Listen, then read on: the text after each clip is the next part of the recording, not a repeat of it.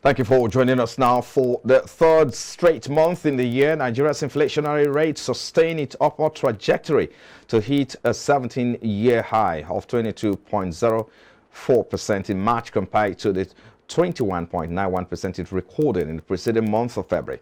According to the latest Consumer Price Index report released by the National Bureau of Statistics over the weekend, the CPI, which measures the rate of change in prices of goods and commodities, attributed the 0.13% point increase in the headline index to the rise in the prices of food and commodities, as inflation rate was 6.13% higher compared to the 15.92% it recorded in March 2022 on a year-on-year basis. The report also shows that food inflation in March 2023 rose to 24.45% year-on-year basis, representing 7.25% point higher compared to the rate recorded in March 2022. This overall increase occurs despite the tightening monetary policies of the Central Bank of Nigeria to cut the monster called inflation, which seems to be getting more stubborn and out of control of the monetary authority. So let's get talking now and look at the factors fueling the surge in inflation rate in Nigeria. Well, joining me via Zoom line now is Dr. Muda Yusuf, who is the director of the Center for the Promotion of Private Enterprise. He joins us virtually now. Thank you for your time. We appreciate you, Doctor, for coming on board. It's a pleasure to be with you. Okay. Talk to us. Did you envisage the rate at which the inflation figure is rising? This is the third time since the year 2023 started. Well, it's not unexpected, because this has been the trajectory of price movement over the last few months. And because the underlying variables or factors driving inflation have not changed. So it's not a surprise that the trajectory has been sustained. And of course, quite a number of factors are responsible for the high inflationary pressure, which has been sustained over time. And let me even say from the outset that this inflationary phenomenon is a global phenomenon, actually. In other words, there's a global dimension to this inflation challenge that we are facing, just as we have quite a number of factors that are also domestic. If you look at many other countries around the world, in Europe, in US, many of them are reporting that has been responsible for the pressure on prices across many countries. So that is the ways in US, in Europe, in many parts of Africa, in Asia, and of course, here in Nigeria. And when we talk about energy prices. Okay.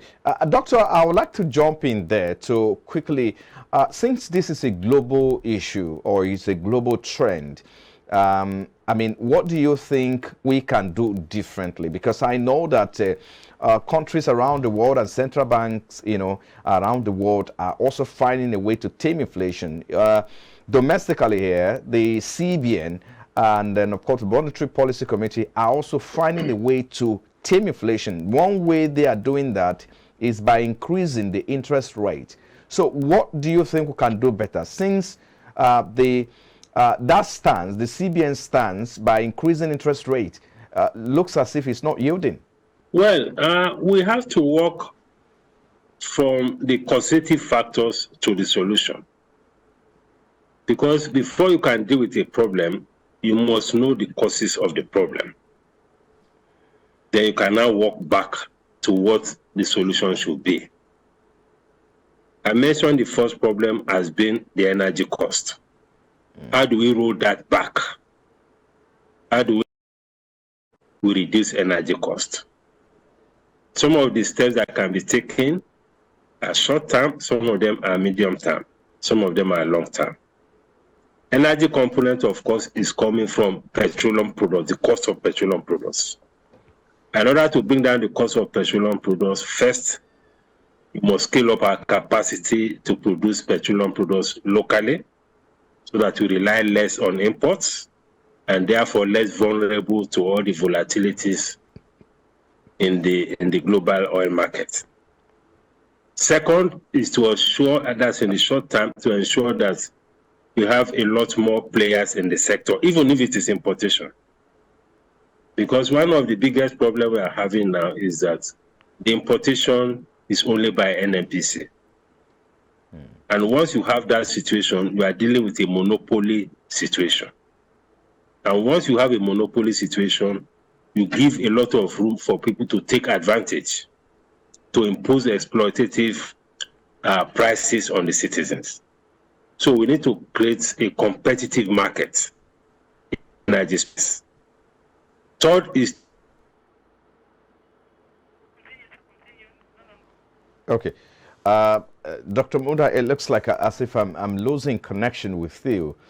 I would have loved to hear what you have to say, especially with the third reason why the inflation has continued to go up. But I wanted to quickly... Can you hear me now? Yes, please go ahead. Go ahead. I was talking about transition from the use of abundance of gas. Okay. So if you have more or use of gas, facilitating... Oh my goodness. I mean, but okay. Let me... To gas. Yes. Okay. So those things these are some of the things that can be done. Okay. Really, to bring down the cost of energy. Then we have the foreign exchange issue. We need to ensure that we make foreign exchange available, and we need to ensure stability in the foreign exchange market. That is also very important because there is a pass-through from foreign exchange rate depreciation to inflation. So, and that will require reforming the foreign exchange market to make it more liquid, to stabilize the exchange rate, and to also create an opportunity for more inflows of foreign exchange to come into the economy. Then we need to deal with the issue of insecurity. Insecurity is affecting the supply side of food. Many of our farmers can no longer go to farm. So if you have a better security environment, more secure environment, you are likely to see more food production. And when you have more supply of food, in food inflation in particular, will come down significantly. Okay. Then there is the CBN component of inflation, which is the waste and means finances. Waste and means finances is extremely high. Credits to government as at February is almost 28 trillion naira now. Okay. So it's quite huge. Those things are highly inflationary.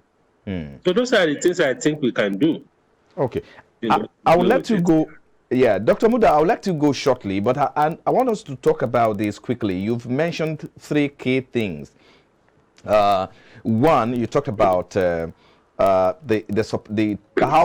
we can bring the cost of energy, of course, can come down by having or upscaling our production here. You also talk about the foreign exchange and, of course, the transition to the use of gas as well. But specifically, let's talk about upscaling our production output, the field production output. How well do you think, because I know that sometimes in December and January, the Minister for State for Petroleum talks about the fact that the refinery will be working. They are rehabilitating some of the refineries, particularly the one in Rivers State. He said particularly between April and May, that should come alive as well.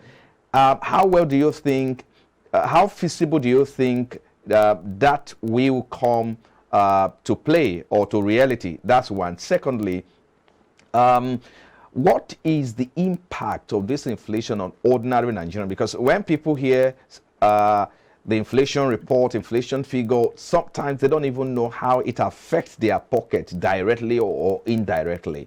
And so the third one is, how can individual businesses use these numbers to navigate this period? I think those are some of the things we should look at quickly before I let you go. Well, as to domestic production of petroleum products, I don't know. I don't have the facts as to how far the NNPC has gone in resuscitating the refineries. I don't have the numbers, but I believe that with the right kind of political will, we ought to have been able to make a lot more progress in that regard. But above all of that is to ensure that we exit from this subsidy regime so that we can have a lot more private investors in the refineries, because we cannot continue to rely on the public sector or NNPC refineries. We all know what experience we have gone through with turnaround maintenance, with all sorts of rehabilitation, which has got billions of dollars, and yet we are not getting any concrete outcome. So a more sustainable strategy will be to open up the space to private investors, either to import or to refine locally or both. But we need to get the private sector in there. And the only way to do that is to exit from this subsidy regime. We already have strategies on the table that government is looking at on how to exit from subsidy. Once we're able to exit from subsidy, we'll be able to attract more investors into that space. Then inflation on the poor, of course, everybody can feel it because purchasing power is getting weaker every day. You know, the real income of people are dropping. I mean, from this inflation figure now, what you were able to buy at 1,000 naira last year, you need almost 1,222 naira now to buy it. I mean, that is a simple message. People are losing the value of their money. They are getting poorer because their purchasing power is getting weaker and their incomes are not increasing. The value of the incomes are dropping. And even for some of our citizens, this inflation we are talking about could be as high as 30 to 50%, depending on what they are consuming. Because this global headline inflation has a whole lot of products in it, in the basket. But if you take the basket of what the ordinary Nigerians are consuming, their inflation is anywhere between 30 to 50%. If you take food, if you take transportation, if you take some of these pharmaceutical products and so on, some prices have even doubled over the last 1 year. All right. So it's really a very difficult thing. So, and for individuals, they can always see how they can rationalize priorities and things. But more importantly, I think the government has to do a lot more to ensure that we stabilize prices. Quickly, in 30 seconds, the next MPC meeting, of course, should be in May. Do you see the CBN reversing down, of course, what they've been, working on? Of course, you see that the last MPC meeting, they increased it by 50 basis points. What's your outlook?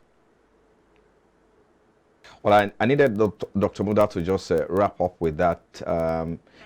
Just outlook for the next well, for MPC. For the MPC, I'm hoping that they will hold the rates, because I listened to the IMF recommending further tightening of monetary policy rates. I think we have done enough in terms of tightening. I think we should pause at this point and begin to address all these other issues on the supply side. We need to begin to address issues as to the CBN financing of deficit, issues of energy costs. I think those are the things we should be addressing now, not further increasing interest rates. All right. That is doing more harm than good for the economy. A good place to leave you. Thank you so much, Dr. Muda Yusuf, CEO, Center for the Promotion of Private Enterprise, CPPE. Thank you for coming on board. Thank you. Yeah. You're watching Business Breakfast, coming to you live from our studios here in Lagos. Still to come after the break. Nigeria's foreign direct investment continues to plunge as the country is speedily losing its status as the beautiful bride for investors, with about 5.3 billion US dollars FDI loss in 6 years. That's our talking point when we return from this break. Please stay with us. This is Business Breakfast.